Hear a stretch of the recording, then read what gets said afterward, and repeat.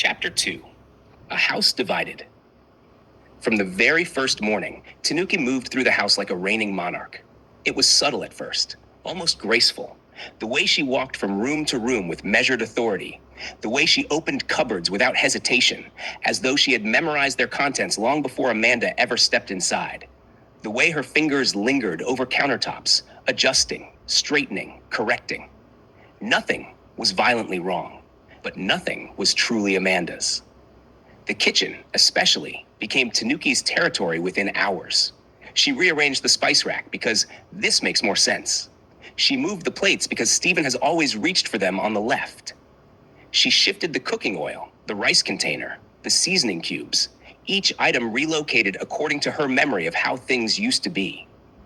Amanda stood in the middle of it all, holding a dish towel in her hands, watching her carefully planned system dissolve. She had spent days imagining how she would organize her marital home. She had pictured labeling jars, aligning cutlery, building routines that belonged to her and Stephen together. But Tanuki was restoring something else, not building with Amanda, recreating what existed before her. Stephen likes his stew thicker, Tanuki said one afternoon, dipping a spoon into the pot Amanda was stirring. Amanda blinked. Oh. I followed the recipe he said he liked.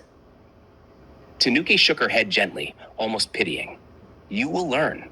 You will learn. The words sounded patient, but they landed like correction.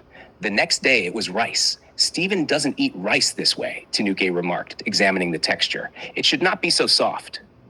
Amanda's hands tightened around the spoon. He didn't say anything when I cooked it last week. Tanuki gave a small smile. My son does not like to offend people. People, not wife. People. Amanda swallowed the sting and nodded. I'll fix it. And she did. She fixed the rice. She fixed the stew. She fixed her tone. She fixed her posture. She fixed her timing. She began waking at 5 a.m. to avoid criticism. Yet one morning, despite her efforts, she stepped into the kitchen at 5:15 to find Tanuki already seated at the table. Stephen wakes at 6. Why are you still in bed? Tanuki asked, not looking up from her phone. Amanda froze. I've been up since 5, she answered softly. Tanuki lifted her eyes slowly. A wife should wake before her husband. That is respect. Amanda nodded again, always nodding, always adjusting, always shrinking. She tried harder. She cooked differently. She watched how Tanuki chopped vegetables. She memorized how she seasoned soups. She mentally recorded every comment Stephen made about food, even the casual ones, as though preparing for an exam she could not afford to fail. She ironed Stephen's clothes the night before, even though he had never complained about doing it himself before they married. She placed his shoes neatly by the door. She ensured his tea was ready exactly the way Tanuki described, yet nothing seemed enough. If the stew was perfect, the kitchen floor needed mopping. If the house was spotless, Amanda's tone when answering a question was too casual. If she laughed too freely with Stephen, Tanuki's expression hardened. Correction never ended. What hurt Amanda most was not even the instructions. It was Stephen's silence. He watched. He heard, but he said nothing. One evening, Amanda finally gathered the courage to speak gently. Stephen, she began, sitting beside him on the couch, do you feel I'm not trying hard enough? Stephen frowned slightly. What do you mean? With the cooking, the house, your mom's corrections?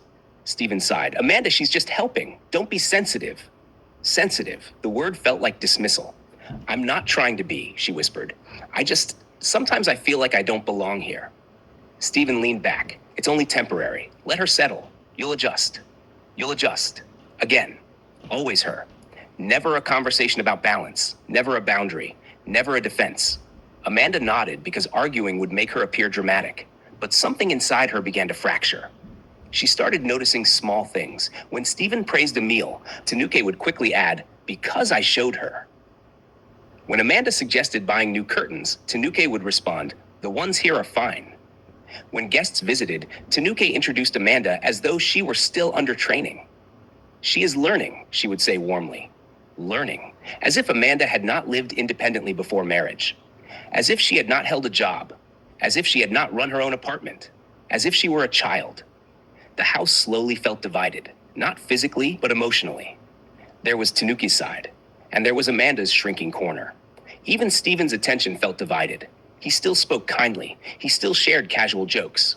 But when tension rose, He retreated into quiet neutrality. And silence, Amanda soon realized, can be louder than shouting. It echoed in the spaces where protection should have stood. It rang in the moments when correction turned humiliating. It thundered in her chest when she forced smiles through embarrassment. One afternoon, Amanda stood alone in the kitchen after Tanuke had just finished explaining, again, how to properly cut okra. Amanda stared at the knife in her hand. She had cut vegetables this way her entire adult life. Yet now she questioned everything. Was she incompetent? Was she disrespectful? Was she failing already? Tears welled in her eyes, but she wiped them quickly. Crying would only confirm weakness. She straightened her shoulders and returned to the living room with the tray of food. Tanuki inspected it silently before nodding approval. Stephen began eating. "It's good," he said casually. Amanda waited. Would he say she made it well? Would he acknowledge her effort? Tanuki smiled. "She is improving." Improving. Amanda lowered her gaze. This was only week 1, and already she felt like a guest in her own marriage. That night, lying in bed beside Stephen, she stared at the ceiling again. She remembered her mother's words. "You are going there to build." But how could she build where foundation was already claimed? How could she plant roots where soil had been declared occupied? The house was not loud. There were no dramatic fights yet. Only correction. Only control. Only silence. And that silence wrapped around Amanda's heart like invisible chains. She loved Stephen. She wanted peace. She wanted unity. But for the first time, a quiet fear whispered inside her. If this is the beginning, what will the middle look like?